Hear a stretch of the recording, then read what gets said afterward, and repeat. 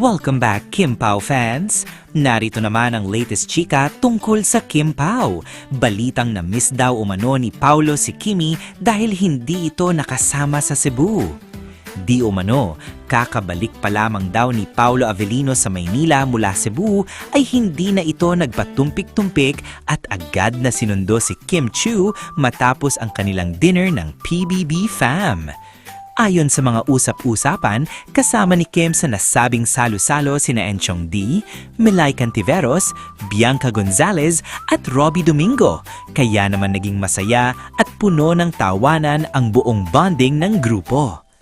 Ikinatuwa ang idea na ito ng mga fans dahil kahit galing sa biyahe, nagawa pa ring maglaan ni Paulo ng oras para kay Kim. Para sa marami, simple pero ramdamang effort. Isang tahimik na paraan ng pagpapakita ng pag-aalaga at presensya. Lalong kinilig ang Kim Pao supporters sa ideyang kahit busy at pagod, prioridad pa rin ni Paulo na makasama si Kim at ang mga taong malalapit sa kanya. Bagamat walang konfirmasyon ng balitang ito, patuloy na pinapatunayan ng mga ganitong chika na strong at solid pa rin umano ang samahan ni na Kim at Paulo. Hindi lang bilang rumored couple, kundi bilang bahagi rin ng isang masayang barkadahan.